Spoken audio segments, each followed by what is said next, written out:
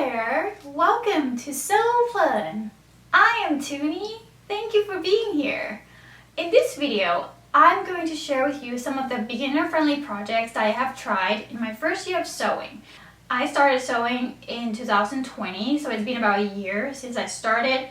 While I'm not an expert in any way, I thought by making this video I could kind of give some ideas for those of you who are starting to sew. Maybe you bought a sewing machine to make masks, or maybe you were gifted a sewing machine, you found a second-hand sewing machine somewhere, or whatever. You have a sewing machine. So I'm hoping that this video will help you. These are going to be 10 projects that I recommend to beginner sewers out there. Kids, men, women, I think these projects will be good for you. So let's get started. Project number 1. So you have a sewing machine and you have some fabric and you don't know what to do. I think the first project that you could try is making a napkin or a handkerchief or anything that is square or rectangular, because it's really easy. It's easy to cut. You can use your ruler, and it's also easy to sew. And it's also good for the environment, I think, because you don't use disposable paper napkins or paper towels. And with these napkins, you can use them, throw them in the wash, and reuse them again. And you can use fabric that you already have. Like I use my old bed sheet. So I think that's a good place to start. Project number 2. Now that you know how to sew napkins and handkerchiefs, we can move on to the next sewing project. And it's a little bit bigger. It's a curtain. And if you're intimidated by the size of a curtain, like you're dealing with a lot of fabric, I would say please don't be. Just make some space in your house where you can lay the fabric down on the floor and measure it. But other than that, a curtain is very easy to sew because you only need this straight stitch. You don't need zigzag, you don't need any fancy equipment. You just need to use your straight stitch, which is, it's kind of fun, and sometimes it's relaxing as well. You just go straight and like, because the fabric is so long, so it takes you a while and you don't have to think about it. So I really recommend making a curtain for as your beginner project. Project number 3. Another beginner-friendly project that I would like to recommend is a tote bag. And the reason that I recommend a tote bag is because it's still you still cut rectangles. Sorry, English is not my first language. But one more thing that you get to learn to use is interfacing. Because if you want to make your tote bag out of quilted cotton, the fabric is not thick or firm enough to hold the shape of a bag, you need to use interfacing or stabilizer. It's very easy to get interfacing online. You can go to your local sewing supply store and you can give them as gifts. You can use them. You can make as many as you want and take them to your grocery store so you won't have to use plastic bags. Project number 4. A zipper pouch, or in this case, a double zipper pouch. Zipper pouches are so much fun because you get to be really creative with them. You can use fabrics that you like, and also you will need, in most cases, you will need interfacing with a zipper pouch, and you can line the pouch like this so the raw edges don't show. I have given so many zipper pouches away to people because they're really easy to make. They don't take a lot of time. So I really recommend making zipper pouches. Project number 5. Pajama pants. Now, don't be afraid. Oh my gosh, I'm a new sewer. I can't sew garments. Well, this is really easy. And you don't even need a pattern for this. All you need, well, one of the things that you need is that you need your own pants to use as your pattern. So you don't need to go and buy any patterns, which is really nice. And also, this one has are perfect for beginners. You will learn how to insert an elastic band, how to put elastic in your waistband. You will learn how to hem pants.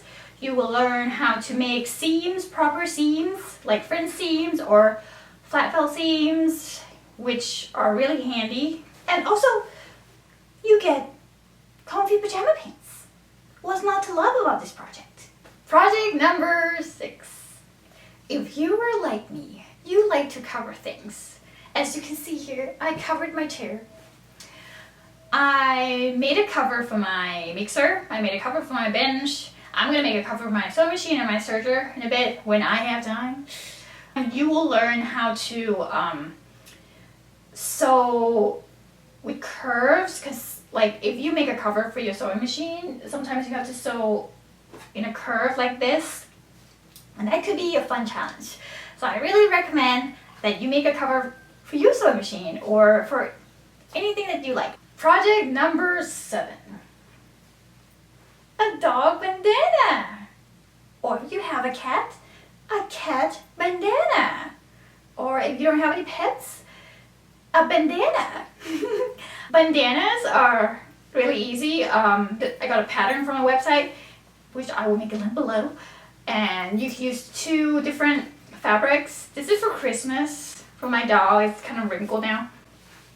But I like it because I can insert her collar in here. I don't have to tie it, and I think it's more durable. Making a bandana is kind of a way to show off your sewing skills. You know, when you take your dog out on a walk and then people see the cute bandana and they're like, oh, that bandana is so cute, where did you get it? And you can tell them that you made it. Project number 8. This tool is such an essential tool for sewers, and people don't talk about this thing very often, but it's a thread catcher. How many times do you sew and you have thread all over your socks, on your lap, everywhere? Or you have your pins on your table and then they fall down on the floor and you step on them and then you go, ah! Having a thread catcher can solve those problems.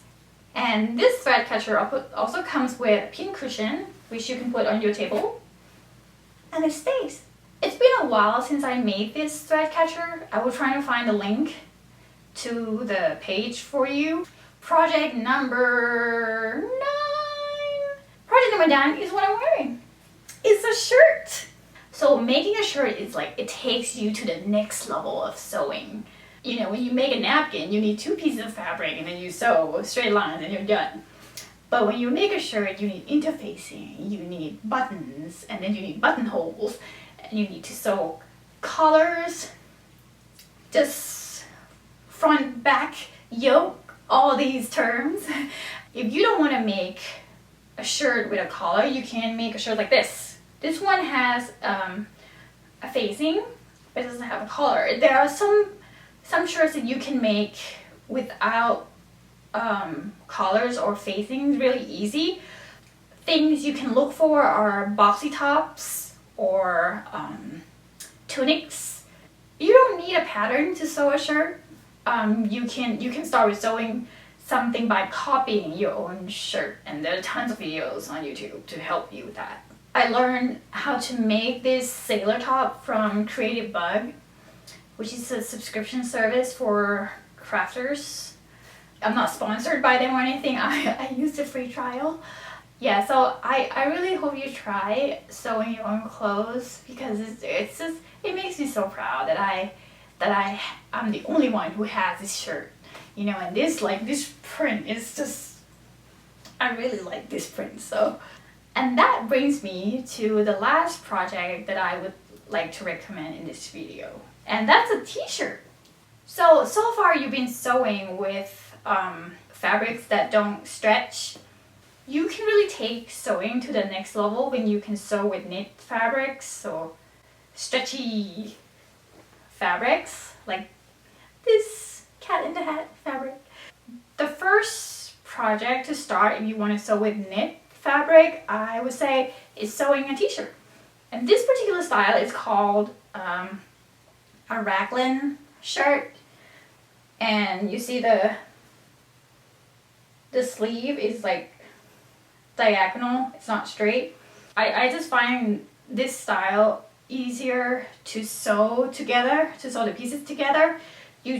There are basically 4 main pieces and your neckband, so that's 5. So you cut 5 pieces of fabric and you sew them together. And I use a serger because I just bought a serger, but you don't need a serger to sew knit fabric. You need to have a zigzag stitch option in your sewing machine. And if you have a twin needle option in your machine, that would be great, because then you can finish your hems and they will look really good. So that's the last project that I would like to recommend for beginners like you and me. Whew. I didn't think that speaking that much would be so tiring, but like my armpits are wet. Yeah, so that wasn't scripted, and I hope that it wasn't a disaster. Thank you so much if you are still watching this video.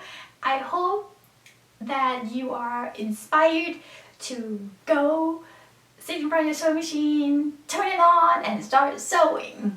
Doesn't matter if it's a shirt or if it's just a napkin. I think what matters the most about sewing is that you enjoy it. You enjoy every stitch that comes out of your machine. You enjoy spending time with your sewing machine. Finally, sew plern is sort of like, it's a pun. I am from Thailand, and sew is like sew, you know, S-O and S-E-W. And plern in Thai means when you do something plern, it's like you're engaged, you're enjoying it, and it's making you happy. So I hope that you can try one or all these projects and it made your sewing experience plern. Thank you so much for watching, and see you again, hopefully.